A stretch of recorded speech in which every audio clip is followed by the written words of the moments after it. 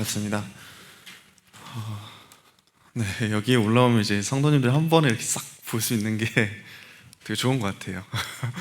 네.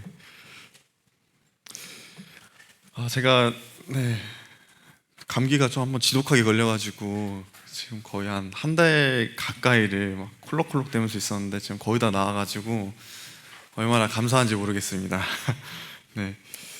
그 감기 걸린 와중에 다들 위로의 말씀도 해주시고 기도로 함께 건강을 위해서 기도해 주셔서 감사합니다. 네. 또 내일은 수능이죠. 네.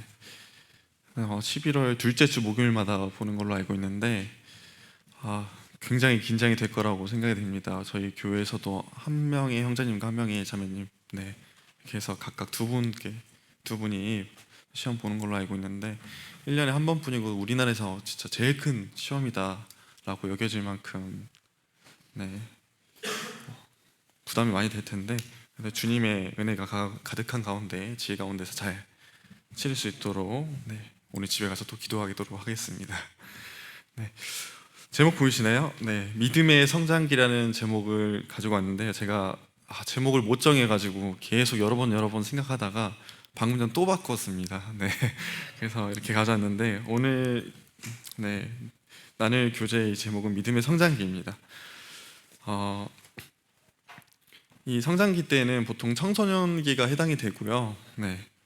그 청소년기에 사춘기를 겪으면서 이제 정체성과 성장에 필요한 영양분을 섭취하면서 점점 사람이 자라나가죠. 그것을 생각을 하면서 말씀을 준비한 것 같습니다. 올해도 이제 한 해가 거의 다 갔는데 나이가 또 먹어가네요. 성도님들은 나이 드시는 게 좋으신가요? 좋으신 분도 계시고요. 이쪽은 안 좋으신 것 같은데 저희 젊은 형제님들은 나이가 먹어가면서 어떤 분들은 내가 한 살 더 먹었구나 이렇게 생각할 수도 있을 것 같습니다. 저는 아직 싫지도 좋지도 않은 것 같아요. 그냥 그렇습니다. 또 저보다 나이 드신 분들을 보면 난 아직 젊구나, 좀 어리신 분들을 보면은 난 좀 늙었구나 이렇게 생각도 하게 되고 상대적인 것 같고 내가 좋든 싫든 어쩌겠어요. 시간은 가는데 주님께서 허락하신 시간은 계속 흘러가기 때문에 그냥 아무렇지도 않은 것 같아요. 이렇게 사람은 자라오면서 특정 시기에 신체가 이렇게 발달하고 또 마음도 달라지고 이 정신도 좀 달라지죠. 더 건강해지고 더 커지고 좀 더 이렇게 레벨업 되어 가는데 그 어느 정도의 성장 시기가 지나면 늙어진다고 하죠. 늙으면 다시 퇴화하는 느낌으로 돌아갑니다. 그렇다면 우리가 가지고 있는 영적 나이는 어떨까요? 더 건강해지고 더 성장하실 것 같나요? 조용합니다. 아마도 그럴 것입니다. 대부분 우리 동북교회에 지금 남아 계신 형제 자매님들은 매 주마다 아니면 매일마다 하나님과 함께 교제하고 교회를 위해서 힘쓰는 모습을 통해서 분명히 영적으로 성장하고 더 커질 거라고 저는 생각합니다. 찾아보니까 좀 아이 사진이 있죠. 인터넷 찾아보니까 늙지 않는 병이 있더라고요. 저도 처음 알았는데 하이랜더 증후군이라고 하더라고 합니다. 이것은 이제 뼈나 피부가 이렇게 성장하지 않고 그대로 있는 일종의 장애라고 볼 수 있는데요. 보통은 이렇게 어린아이의 모습을 한 상태로 멈춰 있다고 해요. 근데 이 상태에서 성장이 멈춰가지고 20살, 30살, 40살이 되더라도 이 모습 그대로 있습니다. 물론 노화는 진행이 돼서 약간의 이렇게 좀 나이가 들었다는 느낌이 있지만은 더 커지지 않는 것이죠. 그래서 대개는 특정 부분만 발달을 하거나 아니면 퇴화하는 특징이 있어가지고 굉장히 사는데 불편함을 겪는다고 합니다. 이게 참 나이를 먹지 않는다는 건 부럽다고 생각을 하는데 참 안타까운 사실이죠. 오히려 늙지 않아서 불편함을 겪는 이런 사실이 있으니까. 반면에 우리 영성은 늙거나 죽지가 않죠. 그래서 성장하지 않으면은 사실 장애를 가진 거와 마찬가지라고 생각을 합니다. 우리 삶에도 믿음이 성장하지 않는다면 이런 기형적인 불평과 특징을 가지고 살아가게 될 것이라고 생각합니다. 저는 구원을 받고 성장할 딱 시기에 제가 생각했을 때는 딱 이제 구원을 받고 한 1, 2년 사이가 되게 중요하다고 생각이 들거든요. 저도 그 사이에 주님의 어떠한 진짜 개인적 막힌 것 같은 되게 극진한 보살핌을 받았어요. 저는 진짜 감사하게도. 네. 그래서 그 당시에 조금 성장을 해서 아직도 유아인 것 같지만은 네. 저의 영적 갓난이 시절을 무사히 넘긴 것 같다는 생각이 좀 듭니다. 그리고 제가 동부교회에 온 이후로 또 내가 그리스도인이고 주님 앞에 영광을 드려야 마땅하겠다는 이런 정체성과 그리고 성장의 의지를 매번 느끼게 하는 일들이 주님 앞에 놓여 있기 때문에 제가 다시 한 번 더 결심하고 네, 주님 앞에서 더 커가는 사람이 될 수 있지 않나 이런 생각이 들었습니다. 따라서 오늘은 네, 성장기의 가장 중요한 정체성과 성장에 대해서 한번 얘기를 해볼 건데요. 그리스도인의 정체성 하면 사실 진짜 핵심적이고 중요한 부분들이 많이 있습니다. 하지만 제가 간략하게 두 가지만은 찝어서 네, 오늘 말씀에 이야기를 해보도록 하겠습니다. 본문 보도록 하겠습니다. 먼저 베드로전서 2장 6절에서 9절입니다. 본문 말씀 베드로전서 2장 6절에서 9절입니다.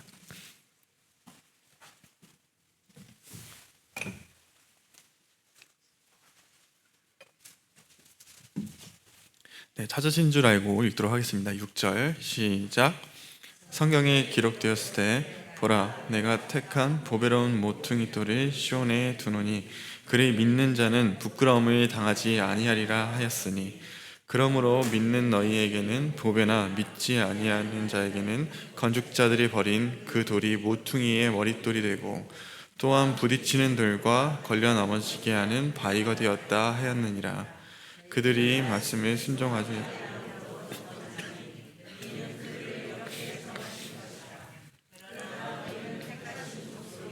왕같은 제사장들이요 거락 나라요 그의 소유가 된 백성이니 이는 너희를 어두운 데서 불러내어 그의 기이한 빛에 들어가게 하신 이의 아름다운 덕을 선포하게 하려 하심이라. 너희가 전에는 백성이 아니더니 이제는 하나님의 백성이요 전에는 긍휼을 얻지 못하였더니 이제는 긍휼을 얻은 자니라. 네, 베드로전서 2장 6절에서 10절까지였네요. 아멘입니다. 사실 여기서 주로 제가 가지고 오고 싶었던 구절은 10절인데 이게 말씀을 앞뒤로 다 읽어보니까 끊어서 가져오기가 너무 아쉽더라고요. 내용이 너무 네, 감사가 되기도 하고 네, 좋아서 그냥 다 가져왔습니다. 네, 괜찮다 싶은 여기만 다 가져와야겠다 해서 가져왔습니다. 네, 베드로전서 방금 읽은 베드로전서 2장 6절에서 10절 말씀은 아주 명확하게 얘기하고 있어요. 누가 읽어도 이 내용이구나 알고 싶게끔요. 먼저 구원받은 성도가 누구인지 정확하게 언급하고 있죠. 9절에서 10절 보면은 택하신 족속, 네, 왕과 같은 제사장, 거룩한 나라, 그의 소유가 된 백성, 하나님의 백성, 또 마지막에 긍휼을 얻은 자까지. 그리고 그에 대한 근거를 앞서 말씀을 했습니다. 6절에 성경에 기록되었을 때, 네, 성경에 기록됐다는 것은 네, 어떤 뜻이죠? 네, 하나님이 말씀하셨다는 뜻이죠. 하나님이 직접 말씀하셨다는 겁니다. 우리가 방금 전 9절에서 10절에서 얘기한 것처럼 택하신 족속, 왕과 같은 제사장, 거룩한 나라, 하나님의 백성, 긍휼을 얻은 자, 네, 이러한 신분과 정체성을 가졌다는 것을 하나님께서 말씀을 근거로 하여서 다시 한 번 더 이야기를 하신 겁니다. 주님께서는 이스라엘로부터 먼저 이 정체성에 대한 확립을 명확히 하셨어요. 네, 먼저 구약으로 넘어가겠습니다. 구약 내용 중에 제가 따로 찾지는 않겠습니다. 이사야서 28장 16절에 나온 구절이 지금 여기 나온 것처럼 모퉁이 돌에 관한 내용이거든요. 시편에서도 한 번 더 다시 인용돼서 사용되기도 합니다. 모퉁이 돌이라고 하셨어요. 내가 택한 보배로운 모퉁이 돌, 그를 믿는 자는 부끄러움을 당하지 아니하리라. 여기서 모퉁이 돌이 우리가 생각하는 그 예수 그리스도입니다. 네, 다 아실 거라고 생각합니다.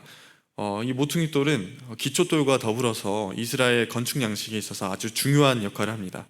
이스라엘 사람들이 고대 이스라엘 사람들이 집을 지으면은 아마 성경 문화책 이런 데서 보신 적 있으실 거예요. 막 2층 집 같은 건데 돌집에서 이렇게 막 2층에서도 살고 1층에서도 살고 하는데 일반적으로 사방형 모양의 집을 짓는다고 합니다. 가운데 안뜰을 놓고 이 각 모서리 쪽에 방을 배치해서 가축들이 이쪽을 사용하기도 하고 보온 효과도 누리면서 사용한다고 합니다. 근데 이렇게 짓게 되면은 먼저 그 바닥재부터 굉장히 견고하게 해야 돼요. 그래서 기초돌을 먼저 두고 평평한 반석이 있는 집에서 짓는 게 가장 좋다고 합니다. 그 팔레스타인 인근에서도 지진이 자주 일어났기 때문에 허술하게 지었다가는 쫄딱 망합니다. 집이 완전히 무너지기 때문에. 그렇게 돌로 쌓아서 집을 짓게 되면은 이게 모서리가 생기죠. 이렇게. 근데 이 모서리 연결을 안 해주면 역시 일정 방향에서 밀리거나 힘을 받으면은 무너지게 됩니다. 그래서 여기서 가장 중요한 게 이 모퉁이 돌이라는 거예요. 모퉁이 돌은 이제 기역자로 아예 꺾여가지고 이 모서리 연결을 시켜주죠. 중요하다는 건 아시겠죠? 이 설명이. 그 돌의 역할을 예수 그리스도를 빗대어서 성경에서 3번, 4번씩 더 연달아서 이야기를 하고 있는 겁니다. 그런 인자, 예수 그리스도를 이 땅에 주시고 우리의 믿음의 든든한 중심이 된다는 것을 이러한 말씀을 통해서 다시 한번 이야기를 하고 있습니다. 제가 구약으로 간다고 했죠. 이번엔 출애굽기로 넘어가도록 하겠습니다. 출애굽기로 넘어가서 출애굽기 12장입니다. 하나님의 백성, 지금으로 넘어와선 그리스도인의 정체성을 확립하게 된 계기가 어떻게 되는지 한 번 더 확인해 보도록 하겠습니다. 출애굽기 12장 40절에서 42절입니다.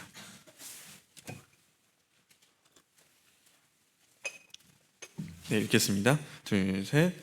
이스라엘 자손이 애굽에 거주한 지 430년이라 430년이 끝나는 그날에 여호와의 군대가 다 애굽의 땅에서 나왔은즉 이 밤은 그들을 애굽 땅에서 인도하여 내심으로 말미암아 여호와 앞에서 지킬 것이니 이는 여호와의 밤이라. 이스라엘 자손이 다 대대로 지킬 것이니라. 이스라엘이 이제 출애굽을 합니다. 430년 만이에요. 와, 저 체감이 안 돼가지고 430년?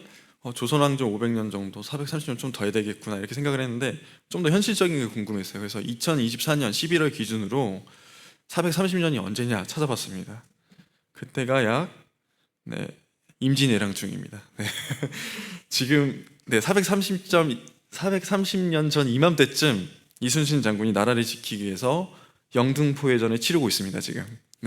그때부터 지금까지예요. 430년 동안 노예 생활을 했다는 게 엄청난 세월이죠. 저희 분단국가 70년 더 넘어가면 막 몇십 년, 100년 이러는데 임진왜란부터 지금까지 노예 생활을 했다. 사실 일본이 40년 가까이 이 약탈과 수탈을 이어가면서 창씨개명까지 하고 민족성을 말살하려고 했던 그 40년조차도 타격이 컸는데 430년을 했다? 저는 좀 놀랍더라고요. 다시 한 번 읽으면서. 물론 이렇게 오랫동안 애굽에서 노예 생활했다는 걸 알긴 했는데 좀 깜짝 놀랐습니다. 아무튼 이러한 430년의 기간 동안 노예 생활을 하고 드디어 해방이 된 겁니다. 그 재앙을 하나님께서 다 내리시면서 바로의 마음에 돌리셔서 내보내게 하셨죠. 하지만 바로는 완악하였고 다시 쫓아왔습니다. 이 오랜 기다림 끝에 이스라엘 백성들은 너무나도 기뻤을 겁니다. 하지만은 이제 출애굽기는 시작일 뿐입니다. 계속 기쁠 줄 알았는데 그렇지 않았죠. 금방 이제 광야 생활을 시작하면서 하나님을 배반하는 백성들도 나오기 시작하고 불평과 불만을 늘어놓고 모세는 그 가운데서 어떻게 하면 이 백성을 잘 다스릴 수 있을지 하나님한테 계속 지혜를 간구하고 이런 과정을 우리는 알고 있습니다. 출애굽기는 근데 재밌게도 2번째 장이에요. 창출내 민신. 이제 2번째 장인데 이제 기쁜 일만 펼쳐져야 되는데 사실은 그렇지 않다는 겁니다. 분명히 그들은 민족성으로서 정체성을 가지고 노예 생활부터 시작했을 겁니다. 그렇기 때문에 와야 되지 않고 그들은 유지할 수 있었던 겁니다. 그리고 하나님이 가르쳐준 그 방향으로 출애굽이 나왔으면 그 방향으로 계속 갔으면 됐습니다. 참 간단해 보이긴 하죠. 불행히도 혹자는 구원을 받고 나서 이렇게 출애굽한 것처럼 구원을 받고 나서 흔들리는 영혼들이 생각보다 많습니다. 제가 학교 다닐 때도 이제 막 전도했던 친구들 교회에 와서 찜례까지 받았던 형제들 생각을 하면은 참 안타까운 분들도 있습니다. 네, 성경에서조차 두 번째 장에 불과한데 죄악의 구속, 사탄 종의 표시를 이제 벗어버린 지 얼마 되지 않은 분들이 이제 막 시작될 기쁜 이제 나날들을 기대하지 못하고 떠난다는 사실을 볼 때마다 참 가슴이 아프긴 했습니다.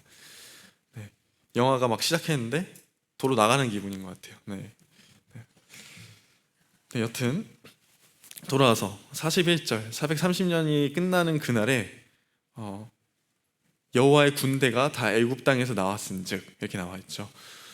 여기서 저는 주목할 부분이 여호와의 군대가 라는 부분인 것 같습니다. 이스라엘과 이집트가 분단 국가였나요? 지금처럼 막 대한민국처럼 의문봉으로 2년씩 가가지고 우린 탈출해야 돼 이러면서 군대를 양성하고 그러지 않았죠. 이스라엘은 이집트로부터 이 애굽으로부터 그냥 노예 신분이었습니다. 노예는 주인에게 있어서는 그저 불임을 당하는 존재이죠. 시키면 시키는 대로, 하면 하는 대로. 이유는 필요 없습니다. 청소하고 일하고 닦고 알려주는 거 일하는 방법 알려서 배워서 그대로 하고 다음날 또 똑같이 하고 일하고 그렇게 알려줄 건 다 알려주지만 일하는 방법에서 알려주면 절대 가르쳐주지 않는 게 바로 싸우는 방법입니다. 무기를 사용하는 방법이에요. 노예한테 무기를 사용하는 방법과 싸우는 방법을 가르쳐주면 어떻게 될까요? 주인이 바뀔지도 몰라요. 이제부터는 너가 노예야. 절대 가르쳐줄 수 없어요. 근데 하나님께서는 41절에 보면 여호와의 군대라고 이야기를 하시거든요. 저는 이것이 바로 하나님께서 이스라엘 백성들이 애굽에서 나올 때 가지고 나올 때 정체성을 분명하게 하기 위한 말씀이라고 생각이 됩니다. 재밌게도 이 출애굽기 12장 앞서 절에서도 7장 4절에서도 이스라엘 민족을 군대라고 칭하셨습니다. 내 군대, 내 백성, 이스라엘 자손을 그 땅에서 인도해 낼지라. 하나님의 의지가 표현된 말씀이죠. 그리고 12장 17절 조금 더 앞전에 있는 곳에서도 너희 군대를 애굽 땅에서 인도하여 내었습니다. 여호와의 군대라는 표성은 군대라는 이 표현은 민수기에서도 동일하게 언급됩니다. 이제 지파별로 인원수를 셀 때도 군인처럼 군대 집단처럼 셉니다. 제가 읽어보겠습니다. 민수기 2장 3절에서 4절입니다. 동방해 돋는 쪽에 젠칠자는 그 진영별로 유다의 진영의 군기에 속한 자니라. 유다 자손의 지휘관은 암미나답의 아들 나손이요 그의 군대로 계수된 자가 74,600명이며. 그렇죠. 물론 애굽에서 나오면서 진짜 우리 보호해야 되니까 군대 꾸리자 이럴 수도 있지만 분명한 건 하나님께서 그 이전부터 군인처럼 불렀다는 겁니다. 하나님께서 이 땅에 살아가는 동안 이 하나님의 백성들이 군인처럼 살아가길 원했다는 것을 알 수 있습니다. 더 이상 노예가 아니라 그리고 그 세상의 주인한테 묶여가지고 썩어질 주인을 섬기는 것이 아니라 자신의 사명을 가지고 하나님께 주어진 소중한 것을 하나님께서 주신 소중한 것을 그리고 또 명령하신 말씀을 지킬 줄 알고 완전히 구별된 새로운 신분으로 살아가길 원하신다는 겁니다. 군인은 굉장히 방금 얘기한 것처럼 자주적이고 사명을 가지고 자신이 소중히 여기는 것을 지키는 사람이죠. 때문에 이 구약에서 이스라엘 백성들이 이방신을 가진 타민족을 그 침략과 약탈로부터 물리적으로 지킬 줄도 알고 신앙적으로 이방신을 섬기는 어떤 문화라든가 그랬던 풍습을 방어해낼 줄도 알아야 했습니다. 하나님의 선민인 이스라엘을 지키라. 하나님께 의지하고 또 하나님 말에 순종하여서 하나님 백성이란 정체성을 가지기 원하셨습니다. 이것은 동일하게 지금도 적용이 되는 것 같습니다. 아래 있는 에베소서 6장 11절에서 13절 한번 같이 읽어볼까요? 시작. 마귀의 관계를 능히 대적하기 위하여 하나님의 전신 갑주를 입으라. 우리의 씨름은 혈과 육을 상대하는 것이 아니요 통치자들과 권세자들과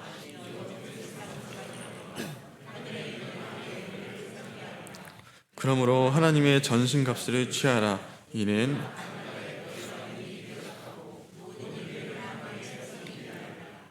네, 에베소서 6장 11절에서 13절 말씀입니다. 아멘. 네, 3절부터 제가 써놓긴 했는데 여기 좀 오타가 난 것 같습니다. 네, 영적 노예로부터 영적 군사로 하나님께서는 부르셨습니다. 이스라엘 민족이 유월절을 넘긴 것과 같이 내 삶이 사망에서 생명으로 옮겨진 이 믿음이 확정되는 순간, 그리고 구원을 깨달은 순간 새로운 여정은 시작이 된 겁니다. 네, 인생 여정 가운데 이제 40년 광야 생활 같은 일도 있을 것이고, 바벨론 유수와 같은 이스라엘 백성들이 겪은, 혹은 솔로몬과 다윗 왕조의 같은 풍성하고 풍요로운 시기, 물질적으로도 또 하나님의 말씀으로부터, 또는 혼란한 사사시대와 같은 이러한 다양한 상황들이 저희 인생에 각각이 기다리고 있을 거라고 생각됩니다. 이미 그 가운데 계시는 분도 있을 거고요. 저도 주님이 지금 당장 데려가지 않는다면은 저도 한참 남았습니다. 네. 앞으로도의 제 믿음의 성장의 여정을 하나님께 의지하면서 이 에베소서 말씀처럼 무정하고 지켜서 겪어내야만 하는 것입니다. 군인과 같이 무장하지 않으면은 저는 말씀을 뒤로 둔 채 매번 넘어져서 무릎이 다칠 겁니다. 무릎이 다 깨져버릴 거예요. 자꾸 넘어져서. 군사같이 무장을 해야 합니다. 연단을 위하여서도 무장을 해야 됩니다. 약한 불에 녹아버리는 철은 절대 단단해질 수가 없습니다. 앞으로 우리 삶에 펼쳐진 주님의 놀라운 역사와 능력을 써내려가기 위해서는 주님이 부르신 군사로서의 정체성을 가져야 합니다. 다음 말씀입니다. 출애굽기 19장 4절에서 5절입니다. 읽겠습니다. 둘, 셋. 내가 애굽 사람에게 어떻게 행하였음과 내가 어떻게 독수리 날개로 너희를 업어 내게로 인도하였음을 너희가 보았느니라. 세계가 다 내게 속하였나니 너희가 내 말을 잘 듣고 내 언약을 지키면 너희는 모든 민족 중에서 내 소유가 되겠고 너희가 내게 대하여 제사장 나라가 되며 거룩한 백성이 되리라. 너는 이 말을 이스라엘 자손에게 전할지니라. 두 번째 중요한 정체성은 제사장이 되는 겁니다. 하나님께서는 이스라엘 백성은 제사장이 되는 나라가 되길 원했습니다. 여러 가지 제사들이 있지만은 제사의 궁극적인 의미가 무엇입니까? 예배입니다. 예배. 하나님께서는 자신의 백성들이 하나님 앞에서 은혜를 구하고 또 감사하고 또 용서를 구하고 죄를 지었으면은 헌신하고 충성을 하고 이러한 백성들이 되기를 하나님 원하셨습니다. 이러한 나라가 되기를 하나님은 원하셨고요. 지금은 죄의 용서를 구하는 예배의 시간은 아니죠. 지금의 제사는 예배의 시간입니다. 지금의 예배는 감사로 이루어져 있습니다. 예수 그리스도를 통한 영원한 속죄가 있었기 때문입니다. 이제 더 이상 죄를 위하여서 드릴 제사는 없습니다. 지금 하나님께서는 동일하게 지금 하나님의 자녀들에게 제사장이 되길 원하십니다. 모든 사람이 그리고 예배를 드리기를 원하십니다.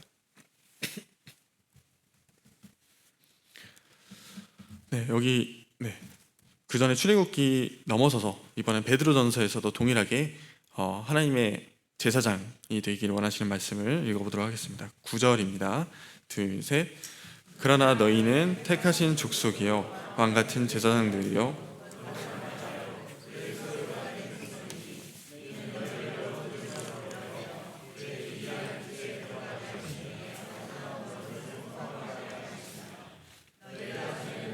아니더니 이는 전에는 긍휼을 얻지 못하였더니 이제는 긍휼을 얻은 자니라.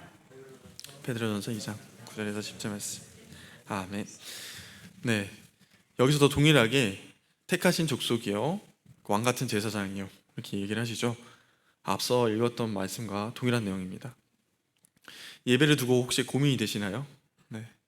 이런 생각하시는 분들은 여기 없겠습니다면은 혹시나 내 삶의 예배는 조금 줄어도 돼. 네. 어떠한 이유를 대서라도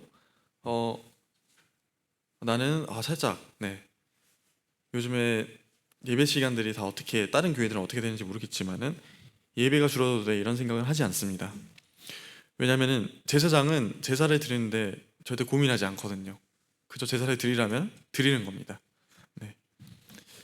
이러한 고민, 이런 못된 고민을 습관처럼 하는 이들도 있었죠. 이들은 하나님의 제물에도 손을 댔습니다. 이 사람들의 말로는 사무엘상에 나와 있는 엘리의 아들들을 통해서 알 수 있습니다. 애초에 제사장의 본 모습 자체가 없었던 사람들입니다. 제사장의 정체성은 하나님께 제사, 예배를 드리는 것으로부터 나옵니다. 하나님이 제사를 명령하지 않았으면 제사장이라는 것 자체가 필요가 없습니다. 하지만 우리의 정체성은 하나님의 말씀으로부터 또 나옵니다. 예배가 따라서 예배가 없으면 저희도 없습니다.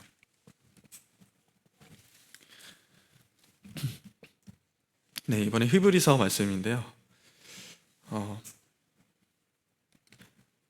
내가 그리스도의 백성이고 또 제사장이고 군사임을 알았으면 이제 성장해야 될 때입니다. 말씀을 한번 제가 읽어보도록 하겠습니다. 때가 오래되었으므로 너희가 마땅히 선생이 되었을 터인데 너희가 다시 하나님의 말씀의 초보에 대하여 누구에게서 가르침을 받아야 할 처지이니 단단한 음식은 못 먹고 젖이나 먹어야 할 자가 되었도다. 이는 젖을 먹는 자마다 어린아이이니 의의 말씀을 경험하지 못한 자요 단단한 음식은 장성한 자의 것이니 그들은 지각을 사용함으로 연단을 받아 선악을 분별하는 자들이라. 히브리서 5장 12절에서 14절 말씀입니다. 때가 오래됐는데 마땅히 선생이 되어야 될 쯤 됐는데 아직도 이러고 있네. 이런 말씀이죠. 그 다음에 아직도 젖을 먹고 있어요. 단단한 음식은 먹지 못합니다. 이런 상황이 되면 안 되겠죠. 남자들은 이제 훈련소를 이렇게 군대 가게 되면 훈련소를 먼저 가게 되는데 훈련소를 마치고 나면은 이제 진짜로 나머지 시간을 근무할 곳으로 가게 됩니다. 근데 그대로 사회로 나오잖아요. 그러면은 저마다의 사정이 있겠지만은 그분은 군 면제자예요. 군복무로 인정을 해주지 않는 거죠. 훈련소만 나와서는. 자매들을 위해서 다른 비유를 좀 해볼게요. 저는 초등학교 때 또 병아리를 그렇게 많이 팔았어요. 그 학교 끝나고 나면은 막 삐약삐약 소리가 막 납니다. 한 3시, 2시 정도 되면은 막 색깔도 다양합니다. 막 파랑색도 있고 초록색도 있고 핑크색도 있어요. 막 아이들이 거기 다 몰려가지고 이렇게 병아리 보는 거예요. 와 예쁘다 하면서. 근데 그거를 한 500원씩 하고 팔았거든요. 저도 이제 없는 용돈을 이렇게 가져와가지고 주고 샀어요. 핑크색 병아리를 사가지고 집에 들고 와서 귀엽다 하고 계속 보고 있었죠. 그러면 이제 부모님이 오시면은 이거 왜 사왔냐? 한숨을 쉬시죠. 왜냐면 어머님은 알고 있거든요. 부모님은 더럽고 막 냄새 나고 저거 어차피 잘 돌볼 줄도 모르는 걸 알아요. 그리고 이 병아리들은 얼마 있다 금방 죽습니다. 좀 아픈 병아리들인 것 같아요. 그래서 뭐 사왔는데 어떻게 좀 구경하게 놔둬야지 해서 저도 막 우야무야 막 물도 주고 그 같이 모이도 팔거든요. 이것도 같이 해가지고 막 줍니다. 그리고 밤새 구경해요. 막 얘가 어떻게 움직이는지, 얘 건강하구나 이러면서 마치 내가 낳은 병아리처럼. 처음에 이렇게 시끄럽게 막 삐약삐약 하다가 이제 한밤 지나요. 운 좋으면 죽지 않고 살아 있습니다. 근데 좀 조용해져요, 얘가. 그리고 또 며칠 또 지납니다. 점점 조용해지다가 건강하지 않은 병아리들은 대부분 죽습니다. 슬슬 기운이 없어지고 먹이를 잘 먹지 못하더니 죽고 말아요. 병아리는 이제 엄청 어린 생명체죠. 그리고 막 커 나갈 생명체입니다. 근데 이 병아리가 잠도 잘 못 자고 물도 잘 못 먹고 밥도 잘 못 먹습니다. 아마도 병에 걸리거나 문제가 있는 거겠죠. 병아리가 좀 더 오래 살았다 하더라도 먹어야 될 음식이 변하지 않는다면은 성장하지 않을 거예요. 그리고 기운이 없어서 쓰러져서 죽고 말 겁니다. 이렇게 성장하는 것은 어떤 생명체를 보더라도 자연스럽고 마땅한 것입니다. 사람이 실제로 이제 단단한 음식을 먹지 않고 매번 미음과 같은 죽을 먹는다면은 이가 튼튼하지 않고 점점 흘러내리게 됩니다. 치아가 다 빠지게 되고, 이 치아가 빠진 턱은 점점 이렇게 안으로 말려 들어갈 거예요. 치아가 턱을 고정을 못 해주니까. 그리고 안으로 들어간 턱은 혀의 위치를 바꿔서 숨쉬기가 불편해질 겁니다.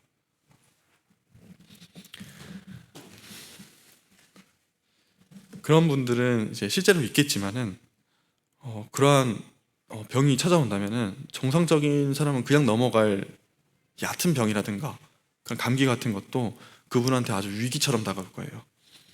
성장이란 게 이런 것 같습니다. 지속적으로 나의 건강과 나의 상태를 유지시켜주는 것, 혹은 그 이상으로 더 넘어가게 해주는 것. 하나님은 따라서 우리가 계속 장성하길 바랍니다. 여기 나와 있는 것처럼 단단한 음식은 장성한 자의 것이니 그들은 지각을 사용함으로 연단을 받아서 선악을 분별하는 자들이라. 연단을 받아서 결국엔 선악도 분별하는 것을 장성하는 자들은 잘하게 됩니다. 요즘 부쩍 느끼지만 저도 이제 말씀을 듣는 입장에서 연단, 고난, 견딤 이런 말씀을 좀 많이 듣는 것 같아요.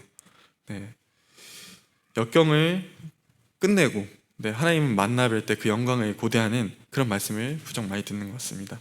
그 가운데 절대 빠지지 않는 것이 연단 그리고 성장인 것 같습니다. 하나님 앞에서 우리는 점점 더 하나님의 말씀 더 다양하고 더 심도 있게 섭취하고 나의 삶의 영양분으로 삼아서 더 단단한 음식까지 더 어려운 상황도 쉽게 극복해낼 수 있는 그런 장성한 자가 되어야 할 것입니다. 저도 아직은 어린아이 같습니다. 신앙적인 측면에서. 주님께서 아니야 다 컸어 했으면 그렇습니다 하고 열심히 또 할 것 같긴 한데, 하지만 저는 분명한 것은 저도 장성한 자의 모습을 사모합니다. 저도 힘들더라도 이걸 이겨내고 하나님 앞에 나 이렇게 이겨냈습니다. 그리고 나는 좀 더 성장했습니다. 나는 이 정도는 별거 아닙니다. 이렇게 얘기하고 싶습니다. 훈련과 진리를 통해서 이 성숙한 영적 분별력을 이 말씀처럼 소유하고 싶습니다. 그래서 지각을 사용하여서 선악을 구분하고 하나님의 말씀이 무엇인지 바로바로 알 수 있는 그런 청년이 되고 싶습니다. 그리스도의 장성한 분량에 이르기를 사모합시다.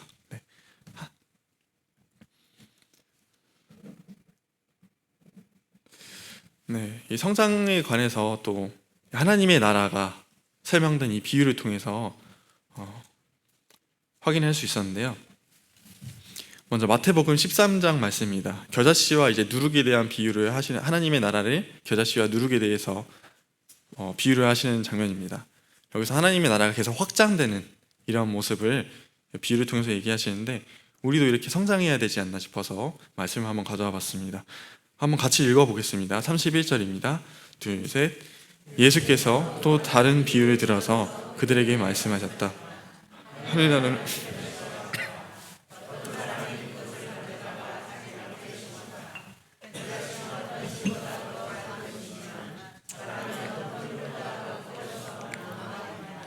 그리하여 공중의 새들이 와서 그 가지에 깃들인다. 예수께서 또 다른 비유를 그들에게 말씀하셨다. 하늘나라는 누룩과 같다.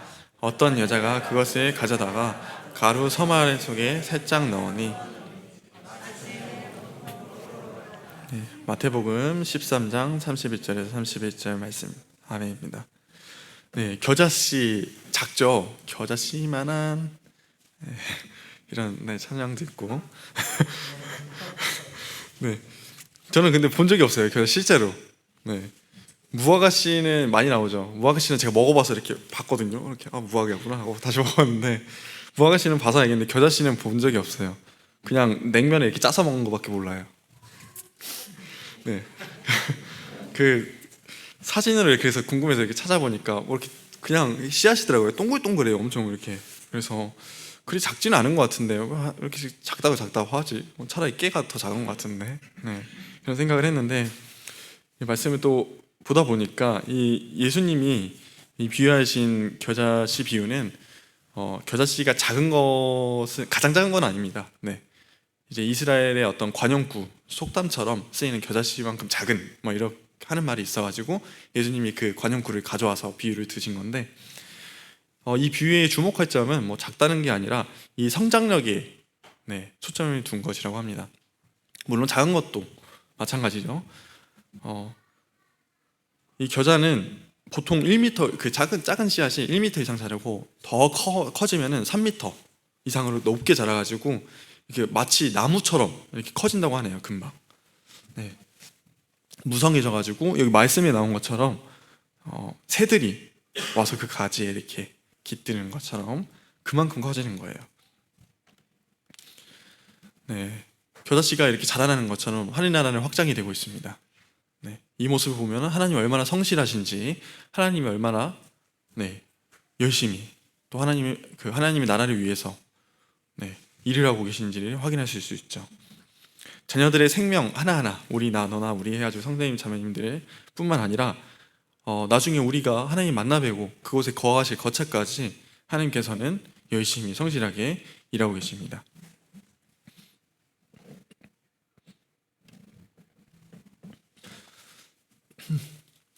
우리 또한 이 겨자씨처럼 처음엔 작고 또 되게 좀 작을지라도 이 하늘나라가 확장되는 것처럼 우리도 열심히 일해야 되지 않겠습니까? 하나님께서 성실하게 이렇게 일을 하고 계신 가운데 우리도 그 나라에 가서 같이 거하실 처소에 있으려면은 저희도 충분히 성장을 해야 된다고 생각이 듭니다. 주님 안에서 성장해서 우리가 이제 어떤 풀보다 더 커져서 새들이 들어와서 쉴 수 있는, 포용할 수 있는 그러한 믿음의 성도가 되기를 원합니다. 또 다음에 또 성장하는 우리 밑에 세대에서 성장하는 아이들을 돌보면서 가르칠 수 있는 그런 장성한 자가 되기를 이 마태복음 비유를 통해서 보면서 한 번 더 확인할 수 있었습니다. 우리가 결국에는 장성한 자가 돼서 주님의 어떤 놀라우신 역사라든가 능력을 충분히 담아낼 수 있는 더 큰 질그릇이 되기를 바랍니다. 밑에는 이제 누룩 비유도 한번 봐볼게요. 지금은 누룩은 안 쓰고 그냥 효모 쓰죠. 효모 이렇게 해갖고 이스트 그냥 칙 뿌려갖고, 저 빵 안 해봐서 모르겠는데, 그다음에 랩으로 이렇게 칭칭 감아서 두면은 이렇게 막 눈에 보일 것처럼 막 부르구부르구를 하면서 이렇게 올라오는 거를 제가 유튜브에서 봤습니다. 아무튼 이렇게 막 금방 커져요. 보면은 조금만 넣어도 막 커지고, 옛날에 넣는 누룩은 이렇지 않았다고 합니다. 효과가 이렇게 극명하지가 않아가지고 여기 나와 있는 것처럼 어떤 여자가 그것을 가져다가 가루 서말 속에 살짝 넣으니 마침내 온통 부풀어 올랐다. 이게 누룩에 넣고 걸리는 시간이 충분히 이게 부풀어 오는 걸리는 시간이 약 3박 4일 정도. 비유상에서는 예루살렘에서 여리고까지 걸어가는 시간이라고 했다고 합니다. 그게 약간 3박 4일 정도 된대요. 시간으로 치면 약 80시간. 그래서 이 당시에 이 누룩을 통해서 하셨던 비유는 갑작스럽게 엄청난 뻥튀기처럼 하늘나라가 떡 생겼다 이게 아니라 꾸준히 하면은 꾸준히 찬찬히 부풀어 오른다는 것입니다. 생각보다 꽤 걸리는 시간이죠. 80시간. 하나님의 나라는 이 비유에 나온 것처럼 누룩과 같이 알게 모르게 조용히 서서히 그리고 꾸준히 확장이 되고 있다는 것입니다. 하나님의 나라와 마찬가지로 우리 마음속에 있는 하나님의 나라도 이 누룩과 같이 서서히 꾸준히 확장되기를 원합니다. 겨자씨처럼 누룩처럼 하나님의 나라와 같이 되기를 원합니다. 연약하지만 더 크고 장성하게 그리고 꾸준히 성장하기를 원합니다. 이제 마지막 말씀입니다. 골로새서 1장 9절에서 12절인데요. 함께 읽도록 하겠습니다. 둘, 셋. 이로써 우리도 그치지 아니하고 구하노니 너희로 하여금 모든 총명에 하나님의 뜻을 아는 것으로 채우게 하시고 주께 합당하게 행하여 범사에 기쁘게 하고 모든 선한 일에 열매를 맺게 하시며 하나님을 아는 것에 자라게 하시고 그의 영광의 힘에 따라 모든 능력으로 능히 기쁨으로 모든 견딤과 오래 참음에 이르게 하시고 우리로 하여금 빛 가운데서 성도의 기업의 부분 아버지께 감사하기를 원합니다. 골로새서 1장 9절에서 12절 말씀. 네. 네, 여기서도 하나님께서 성장하길 원하신다는 것을 분명히 알 수 있죠. 모든 신령한 지혜와 총명이 하나님의 뜻을 아는 것으로 채우게 하시고, 지혜와 총명으로 채운 것, 모든 선한 일에 열매를 맺게 하시며, 일을 해야죠. 선한 일로. 그리고 그 결과는 열매를 맺는 것으로. 9절에 보면 하나님의 뜻을 아는 것으로 채우게 하시고, 성령님께서 주신 지혜와 이 총명은 하나님 뜻을 아는 데까지 나아가야지 비로소 이제 의미를 갖습니다. 이것은 그저 육안으로 이렇게 확인하거나 겉으로 이렇게 살펴보는 것이 아닌 근본적인 인식을 얘기합니다. 이것이 무엇이구나. 그렇구나. 나는 이해했구나. 진정으로 하나님의 요구, 하나님이 요구하시는 것, 하나님이 뜻하시는 바를 분명히 깨닫는 것을 얘기합니다. 그것을 알 수 있도록 하나님께서는 저희한테 성령님을 주셨고, 저희는 성령님을 통해서 충분히 깨달을 수 있습니다. 성령이 소멸하거나 충만하지 않은 가운데는 여기 말씀이 나온 것처럼 하나님의 뜻을 분별하는 것은 굉장히 어려울 것입니다. 그리고 성장하는 것도 굉장히 어려울 것입니다. 10절에 있는 선한 열매를 맺게 하여, 선한 열매를 맺게 하시며, 그리스도인은 삶 속에서 계속해서 열매를 맺는 것입니다. 좀 비유가 적절할지 모르겠는데, 제가 알기로 옛날에 닭을 이렇게 키우다가 닭을 알이 안 낳기 시작하면은 잡아먹었던 걸로 아는데, 비유는 좀 적절하지 않은데, 분명한 거 그리스도인은 분명한 열매를 이렇게 계속 맺는다는 거예요. 삶에서 계속해서 무언가를 만들어내야 돼요. 성과가 있어야 된다는 거죠. 좀 너무 회사 같은데 이렇게 얘기하면, 아무튼 열매를 맺는 것, 더 큰 열매를 맺는 것이 저희가 사모하고 바라는 성장의 결과입니다. 처음에는 자그마한 열매 혹은 몇 개의 열매겠지만 나중에는 장성하여서 더 많은 열매, 진짜 가지가 부러질 것 같이 큰 열매, 이런 열매를 맺는 것이 저희가 사모해야 될 부분이 아닌가 싶습니다. 그리고 주님을 기쁘시게 하는 것과 주님께 합당하게 행하는 것입니다. 이것은 바로 주님의 뜻을 분명하게 아는 것에 해당이 됩니다. 주님의 뜻을 알고 열매를 맺는 것, 주님의 말씀에 대한 인식과 행함, 이것이 이론과 실천이 될 것입니다. 그 성장은 결국 열매가 되고 하나님의 기쁨과 영광으로 맺어질 것입니다. 하나님께서 결국 그 오실 날에 그 나라에서 약속하신 상급으로 다시 한 번 더 확인할 수 있을 것입니다. 말씀 한번 정리해 보도록 하겠습니다. 제가 앞서서 제목을 믿음의 성장이라고 지었죠. 청소년기에는 이제 사춘기가 찾아오면서 이제 내면과 외면의 변화가 오는 것 같습니다. 그러면서 저도 그 당시에 그랬던 것 같아요. 스스로에 대한 질문을 계속 던졌던 것 같아요.